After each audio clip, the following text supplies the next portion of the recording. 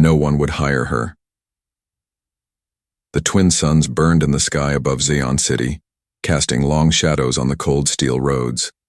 Among tall, glowing buildings and fast-floating alien transports, a figure walked alone. She was thin, weak. Her skin was pale, her eyes tired. A widow. And in her trembling arms, a little girl, barely 4 cycles old, clung to her shoulder like a lost leaf in the wind. Her name was Thea. Once, she had a home. Once, she had a husband who loved her. But after the war, everything vanished. Her husband died, caught between alien factions who never cared for the weak. She was blamed for his past, accused of helping humans. Now no one in the alien district would hire her. To them she was cursed, tainted. She knocked on every shop, every factory gate. I can clean, I can cook, please. Even just for food, she begged in her soft, dry voice. The aliens behind the counters didn't look her in the eye. Some hissed and shut their doors. Others just laughed. One barked, "Go beg humans. They like trash like you." Her daughter tugged on her arm, eyes full of hunger and confusion. "Mama, food?" Thea swallowed the lump in her throat and nodded. "Soon, little spark, I promise." But her stomach was empty. Her legs shook. She hadn't eaten in 2 days. Her daughter was surviving only on the drops of water from public fountains. Hope was fading. She walked to the market square and sat near a corner where the walls were warm from sun heat. She pulled her daughter close, wrapping her with a torn brown shawl. The aliens passed by like she didn't exist. Then, someone stopped. Black, boots, dust-covered, a voice, not alien, but deep. Calm, human. "You okay?" Thea didn't lift her head. She had heard tricks before. Some humans in the city were crueler than aliens. She held her daughter tighter. "I'm not here to hurt you," the man said. "You need food?" She looked up.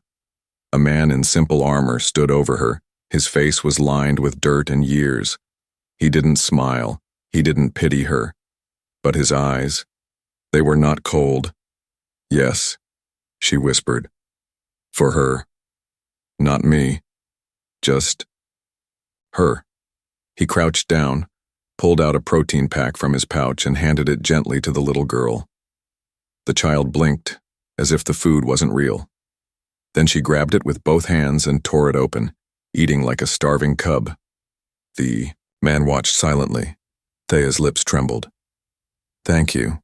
He nodded once, looked around and said, "What's your name?" "Thea. I'm Marcus." He looked at the others in the square. None of them were watching, just moving along. In their rich robes and cold machines. "Where are you staying?" Marcus asked. "No home. We sleep near the vents at night. The heat keeps her alive." Marcus exhaled slowly. "That's no place for a child. I have nowhere else." A moment passed. Silence. The kind that feels heavy, like a choice is being made in someone's mind. Then Marcus stood up. "Follow me." Thea blinked. "Why?" "I know a place. Not much, but better than vents and cold steel." She hesitated. "Why would you help me?" "I don't know," he said honestly. "Maybe I'm just tired of seeing good people break." She didn't trust him, but she also didn't have a choice. Thea picked up her child and slowly followed the human through the edge streets, where aliens didn't bother going. Broken lights flickered. Walls were covered in dirt and rust. It wasn't safe, but it was quiet. Hidden. Finally, Marcus stopped near an old structure, half broken, half covered in metal scrap. This was once a checkpoint during the war. No. One comes here now. He pushed open a creaky door. Inside it was dry, a few old crates, a thermal blanket. A broken light that still worked. "It's not much," he said. "But you'll be safe." Thea stepped in slowly, unsure. The air was warm. It smelled like dust and old oil, but it was better than nothing. Her daughter smiled for the first time in days. Thea turned. Her eyes glistened. "Why? Are you really helping us?" Marcus leaned against the wall and shrugged. I've seen too much bad. If I can do one good thing before I leave this world, maybe that's enough. She didn't know if he meant it. But that night, as her child slept on a real blanket, Thea sat near the door and whispered a prayer to stars she no longer believed in. Maybe, just maybe, a new story had begun. The man who broke the rules. The next morning, the sky above. Xeon was glowing purple, storm clouds gathering behind the twin suns like bruises waiting to burst. In the corner of the abandoned checkpoint, a child's quiet breathing echoed softly in the dusty air. Thea sat beside her daughter, half awake, still unsure if this safety was real or just a dream. Then she heard footsteps. Not marching boots.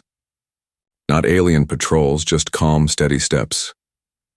Marcus returned, holding a small energy flask and a wrapped food pack in his hands. His armor was still dusty, one shoulder cracked like it had seen too many battles. He placed the items down without a word. Thea sat up quickly, brushing her tangled hair from her face. You came back. He raised an eyebrow. Told you I would. Most don't.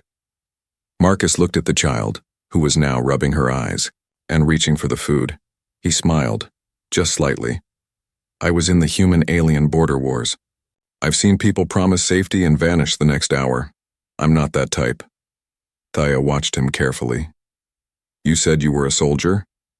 Used to be. Now I fix scrap and keep my head down. Helps me stay out of trouble. She hesitated. Then why are you inviting trouble? Marcus leaned against the doorframe and stared out toward the main city. His jaw tightened. Because aliens here won't even lift a finger for a mother and child, and because this galaxy's forgotten what kindness feels like. If that means I break a few rules, so be it. That afternoon, he showed her a hidden alley behind the checkpoint. Broken machines lay stacked like metal skeletons. Old tech, abandoned alien drones, discarded armor pieces. This, Marcus said, is where I make my living. He pulled out a toolkit and cracked open a small, orb-shaped device. Inside sparks flickered. Thea stepped closer. What is that? A solar core, worth 80 credits if cleaned and charged. Can I learn? He looked up. You want to help? I need to. I can't just hide. I need to earn something. For her, Marcus nodded. Then start by watching.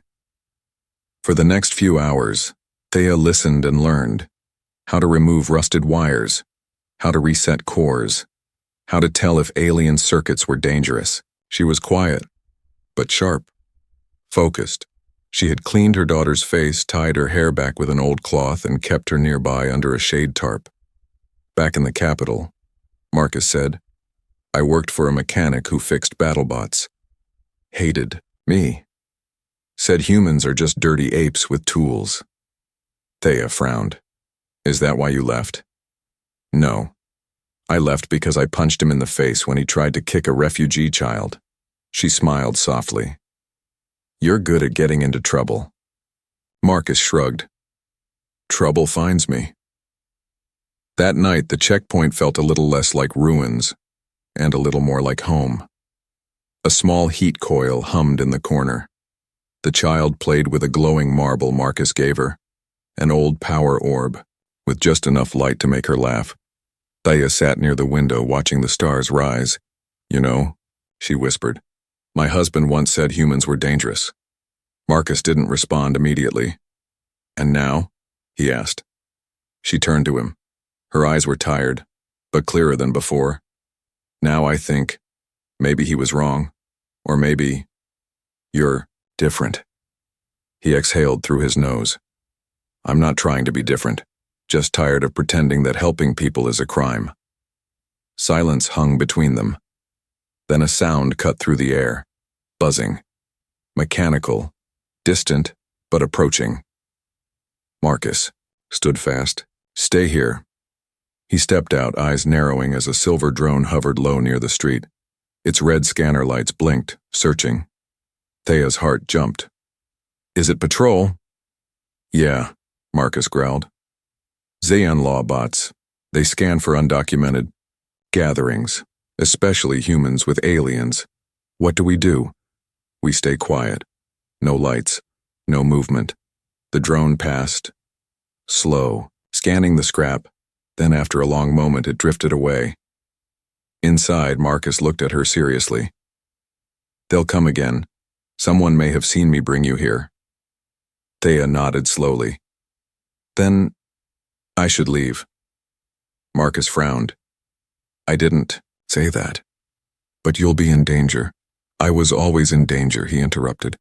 But you and your girl, you still have a chance to start fresh. She didn't know what to say. Her voice caught in her throat. Marcus stood and reached into a crate. He pulled out a rusted ID scanner. If we're going to keep you safe, we need to make you legal. You need a job code, a passkey. I'll handle the tech. But you'll have to act like you belong. Thea stared at him. You'd do that for us?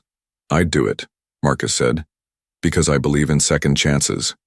And for the first time in weeks, Thea allowed herself a small, broken smile. Not all humans were dangerous, some were hope in disguise.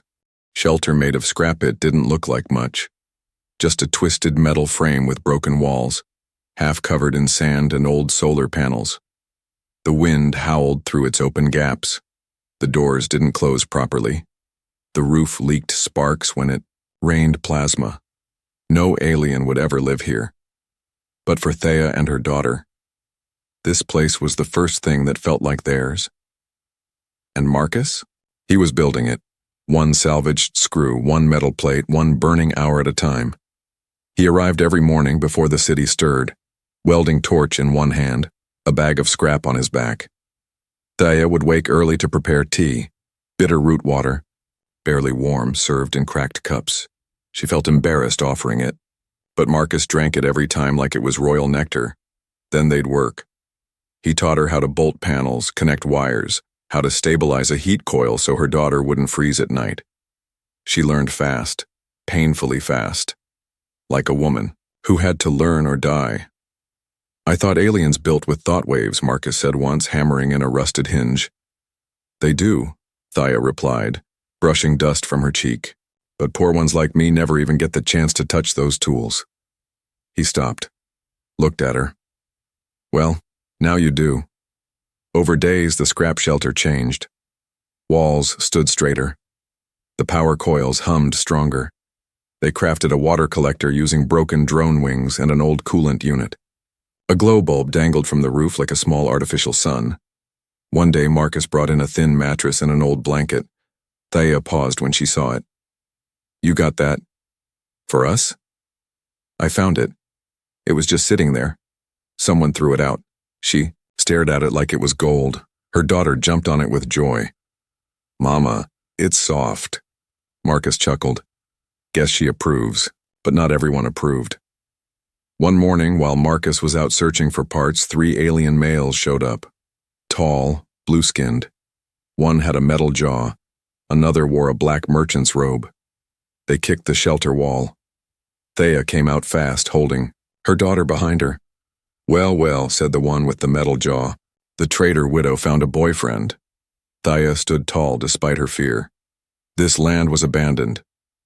It's not yours, the merchant said. We're expanding our solar fields here. She clenched her fists.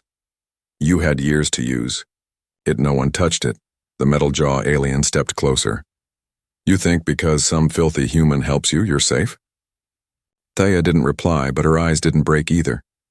Leave this place by tomorrow, he growled. Or you'll leave in a sack. When Marcus returned, he saw the cracked outer wall and Thea sitting silent on the ground, her daughter asleep in her lap. He didn't ask what happened. He just knelt beside her. They were from the Solar Guild, she said quietly. They want us gone. Marcus nodded. His voice was low and calm. They try anything. They'll wish they hadn't. Thea looked at him. You'd fight aliens. For us? Marcus stared straight ahead. I've fought wars for governments I didn't believe in, for leaders who forgot our names. I believe in. That night he worked past midnight. He reinforced the door with armor plating. installed a motion sensor with a silent alarm, even dug a narrow trench around the hut and filled it with scrap fragments. Makeshift defense. Thea stood watching, from the doorway. "Why are you doing all this?" she asked softly. He paused. "I don't want your daughter to grow up afraid. She deserves a place that doesn't break her spirit." Thea's voice cracked. "And me?" Marcus finally looked at her. "You deserve peace, Thea, even if it's just in this tiny, ugly hut." The next morning, the shelter felt different, like it belonged to someone brave, like it had a heart, and in the middle of it, a broken widow and a forgotten soldier shared something neither of them had in years: purpose. The city still roared outside. The drones still scanned. The laws still hated people like them. But inside those thin metal walls, there was warmth, there was light.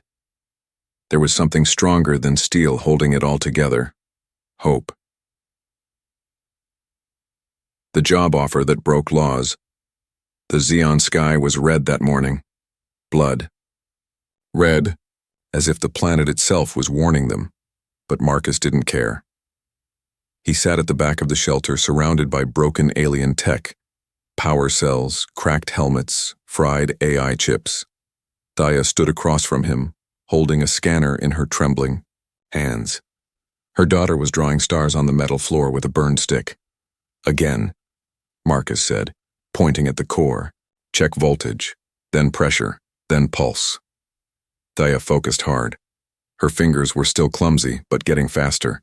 She pressed the scanner into the socket. Lights blinked. A soft beep echoed. Voltage, stable. Pressure, weak. Pulse, broken. Marcus smiled faintly. "Good.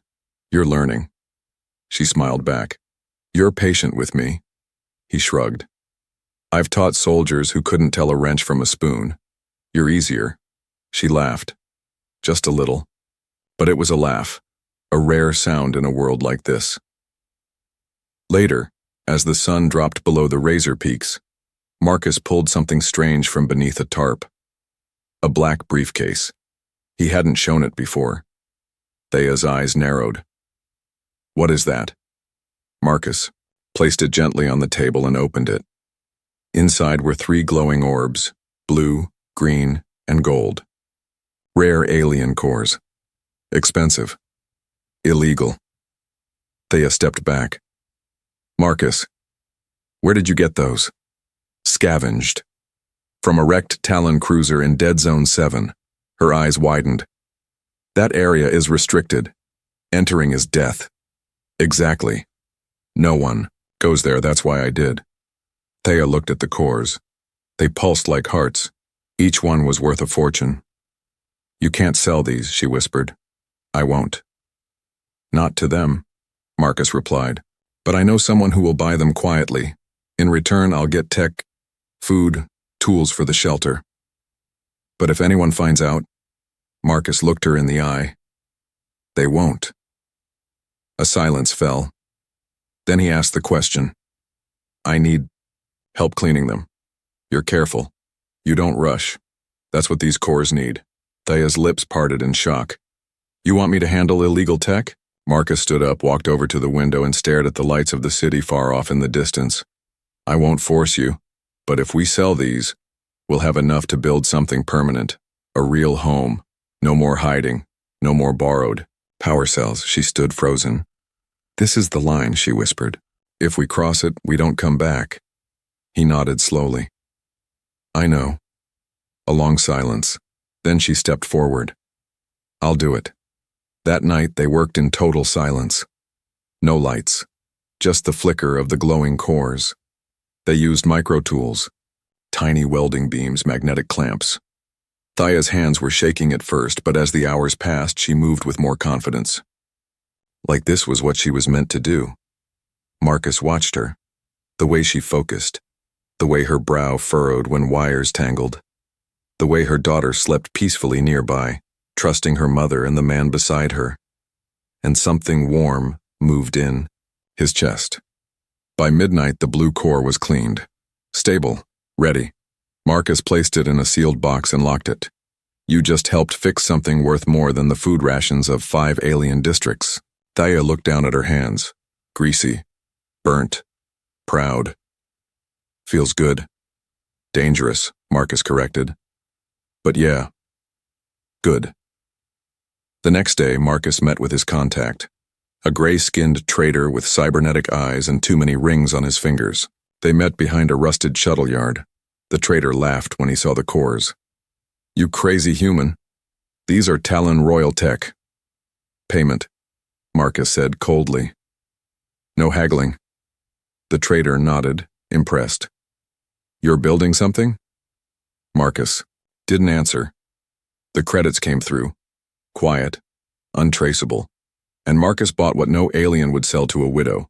A solar water purifier. A digital ID imprint device. A biometric lock for their door. And enough food to last a month. When Marcus returned to the shelter, Thea stood outside, holding a makeshift curtain made from alien silk he'd salvaged. She looked at the supplies and covered her mouth. You did it. We did. Her daughter ran out, hugging his leg. Uncle Marcus. He smiled and picked her up with one arm. Thea watched him. The firelight caught his face. For the first time, he looked like more than just a man. He looked like a guardian. But far away in the tall towers of Zayon, something beeped in a government lab. A scanner had picked up an energy signature, rare, illegal. Blue. An alert was sent. Quiet. Dangerous. The system had noticed them, but they didn't know that yet. They were too busy celebrating their small victory, while the storm quietly began to gather. The Arrestion didn't sleep that night. Above the metal skyline, a black drone hovered like a vulture with blinking red eyes. It made no sound, no shadows, just watched, recorded, tracked. Inside the scrap-built shelter, Marcus was repairing a data chip. Thea sat near the stove, stirring a small pot of thick alien soup made from wild root and nutrient dust. Her daughter, now looking healthier, played on the floor with broken bot parts, pretending they were animals. It almost felt like a normal life. Warm, quiet, safe. But safety on Zayon was never free, and the cost was already flying toward them. Marcus looked up from his work. His instincts, sharpened by war, tensed. Thea, he said. Do you hear that? She paused. No. But then it came, a low hum, growing louder. Not like a drone. Heavier. Sharper. Marcus jumped to his feet, grabbed the emergency scanner from the wall, and pointed it out the window. His eyes narrowed. 4 armored vehicles. Government enforcers, marked with Xeon symbols, coming straight. For them. Take the girl, he said quickly. Go out the back. Hide in the trench we built.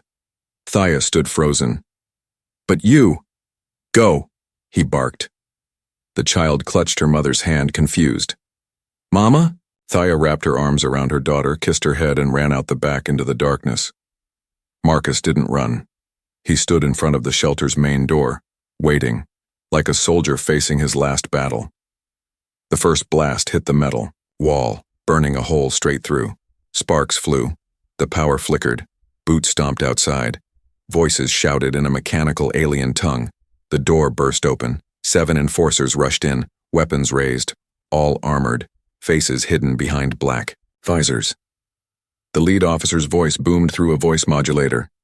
Marcus Corin, you are under arrest for Class B tech trafficking, unauthorized shelter construction, and cohabitation with an undocumented alien refugee. Marcus raised his hand slowly. Was the kindness clause removed from Zayon law? Or did you just forget? It exists? The officer didn't answer. He just struck Marcus in the face with a stun baton. Outside, Thea was hidden beneath the scrap trench, holding her child close. She could see through a crack in the metal. Watch as they dragged Marcus out, his lip bleeding, hands cuffed. Still not screaming. Mama, her daughter whispered. Is he gonna die? Thea's chest ached. Her hands trembled, but she whispered back, "No, little star. He's stronger than death." The soldiers ransacked the shelter, tore it apart, flipped the small heater, crushed the toy parts, took the cores, even the ones already drained. They kicked over the pot of soup, cracked the water purifier, like it was never home, like it was never theirs. Marcus was thrown into the back of the enforcer truck. The officer leaned in. "You know, what you did, human. Harboring alien garbage is a crime." Marcus, bruised but unbroken, spat blood onto the metal floor. "Then I'm proud to be a criminal." The truck roared off, disappearing into the red dust horizon. Thea waited until sunrise. Then she came out. The shelter was silent, ripped, empty. But inside the mess, on the metal floor where Marcus used to sit, was a note. It had his handwriting, burned at the edges but still legible. "Thea, if you're reading this, it means they came. Don't be afraid. I knew this day might come. I made backups. Go to the old power station north of the valley. There's a hatch under the third panel. Inside, you'll find a bag, food, credits, a data stick. Use it to register yourself and your daughter. Become real, stay hidden, and stay alive. Tell her I said goodbye, and that she made me feel like a father again." Marcus Thea's tears fell silently. She clutched the note to her chest, her fingers shaking. Then, slowly, she stood. She didn't scream. She didn't fall. She looked at the sky, wiped her tears, and whispered to the wind, "I won't let your sacrifice be wasted." The broadcast that changed hearts. 3 days had passed. Zion City didn't mourn missing humans. It didn't ask questions when a shelter disappeared from the edge of its map, and it certainly didn't care when a widow and her child went silent. But not everyone in Zion was blind, and one pair of alien eyes had been watching all along. Her name was Varel, an alien journalist. Silver-skinned with wide violet eyes and implants behind her ears that let her capture truth others tried to bury. Most of her stories were silenced, deleted, labeled false empathy by the authorities. But she never stopped recording. She had followed Marcus for weeks, out of curiosity. At first, a human who helped aliens, unheard of, dangerous, stupid. But then, she saw what no other camera dared to show.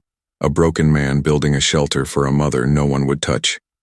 The night of the arrest, Varel had hidden high above in an old communications tower, filming everything through her long-range lens. She didn't blink when they hit him. She didn't flinch when they tore the shelter apart. But when they spilled the child's bowl of soup into the dirt like it was trash, her hands clenched. She whispered into her recorder, "This will be seen." The next morning, Thea reached the abandoned power station Marcus had written about. Hidden beneath the third solar panel was a small hatch. She pried it open. Inside, a bag of dry rations, a digital ID printer, and a glowing data stick. She stared at it for a long time. Marcus had told her to use it for safety. But when she connected it to an old interface screen in the bunker, she found more than ID files. There were messages, logs, video clips. Marcus had left behind recordings, short, raw moments of their time in the shelter, him teaching her, her daughter laughing, the repaired cores. Even the moment Thea finished, her first solo repair, and Marcus quietly whispered, "She's brilliant." Tears streamed down her face, but then she noticed something else. The system showed another user had already accessed the drive. Varel. In a hidden part of the city, Varel sat at her desk. She edited the footage, not like news, like truth. She added subtitles, labeled the dates, highlighted the laws Marcus had broken, and then showed the laws that should have protected him. She titled the broadcast, "The Crime of Mercy, when a human built hope for a widow no one would touch." Then she did something dangerous. She uploaded it to the Free Signal, a galaxy-wide underground network banned on most systems, within hours. It spread like wildfire, Screens in markets began flashing his face. Clips of the shelter appeared in alien forums, human underground channels, black market broadcasts.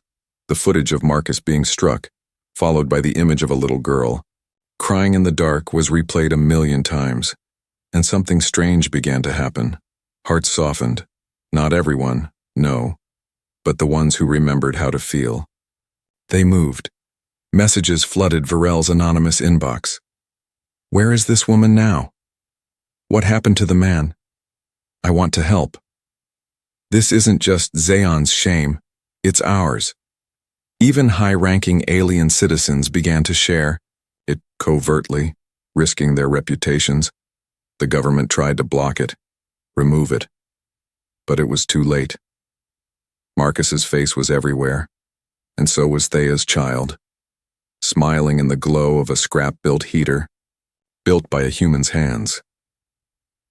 Thea didn't know any of this, not until she stepped into a trade station, her new ID freshly printed.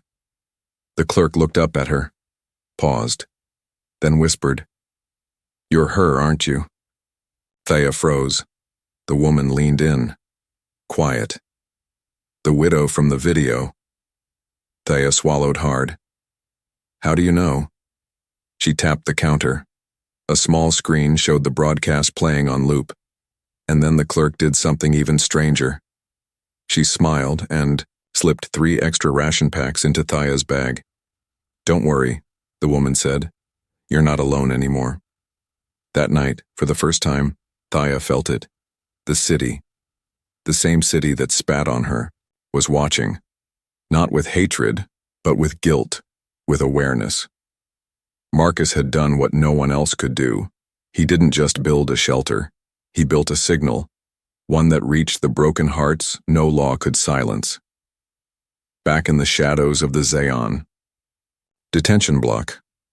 Marcus sat on a cold bench, bruised and tired, but he didn't regret anything because somewhere out there, he knew they were alive, and maybe, just maybe, the world was finally waking up. The home they built together. The city of Zaon had changed, not in laws, not in leaders, but in eyes. Strangers who once turned away now slowed when they saw a mother and child walking through the trade district. Some whispered. Some offered help. A few just nodded, silently saying what their voices couldn't. We saw. We know. We're sorry. Thea had changed too. She stood taller now, not proud, but steady. Her clothes were still simple but clean. Her eyes no longer searched for places to hide. And her daughter? Her laughter had returned, soft and innocent like the war had never touched her. But the greatest change of all was where they were going. The old shelter, the one built of scrap and dreams, was gone. The enforcers had flattened it. But the memory remained. And memories, Thea learned, could be stronger than steel. With the credits from Marcus's data drive and donations that strangers across the city had sent after the broadcast, she bought a small plot of land near the outer ridge. The land was scorched, abandoned, forgotten, just like they had once been. Perfect. She worked every day, no machines, no fancy alien tech, just her hands and help, because she wasn't alone anymore. One by one, others came. A one-armed alien mechanic who brought tools. A teenage human girl who painted walls with glowing stardust. An elderly widow who brought food and taught her daughter alien lullabies. They didn't come out of charity. They came because they remembered Marcus, and they wanted to finish what he started. On the 6th morning, a transport ship landed near the site. Thea looked up, ready to hide. But the doors opened, and Varel stepped out. The silver-skinned journalist walked toward her, holding something wrapped in a cloth. I have something, she said, eyes serious. She unwrapped it slowly. It was Marcus's badge, the rusted one from his soldier days. I pulled strings, traced it through the detention logs. They never registered him formally because they were afraid. Thea took it with trembling fingers. Her eyes glistened. Is he alive? Varel hesitated. We don't know. He was transferred off-planet. No records. But people are looking. Thea nodded slowly. She didn't cry. She simply whispered, "He'll come back." Burrell smiled. "And when he does, he'll see this place, this home, and he'll know he won." By the third week, the building was complete. Not a mansion, not even a real house by alien standards. But it had a roof, a door, a water purifier, a solar stove, and carved above the entrance in glowing script, hand-painted by a dozen different hands, were the words, "Hope is a home you build together." Opening day arrived quietly. No ceremony, no cameras, just neighbors and stories. They gathered around as Thea stepped to the center with her daughter holding her hand. "I was once forgotten," she said softly, voice shaking. "But someone remembered me." He didn't ask who I was. He didn't care about my past, he just helped. She held up Marcus's badge. This belonged to the man who saved us, not with weapons, but with mercy. Silence filled the air. Not empty silence, but one filled. With respect, then her daughter spoke. "I miss Uncle Marcus," someone cried in the back. That night, when everyone had gone home and the stars blinked awake in the sky, Thea stood alone on the rooftop. She looked out over the quiet city, holding the badge close. A wind passed gently, warm like an embrace, and, in that moment she didn't feel alone. Somewhere far beyond Zion, in a dark prison aboard a mining freighter orbiting a dying moon, a human man sat against a cold wall. His hands were rough. His back ached, but his heart still burning. A guard walked past, threw him a food pack. Marcus didn't look up. But beside him, taped to the wall with stolen gum and hope, was a drawing. A child's sketch. A little girl. A woman. A tiny house. A human man standing beside them with a smile. He stared at it every night before sleep. He hadn't seen them in months, but he knew one thing in his soul. They were alive. And they had a home.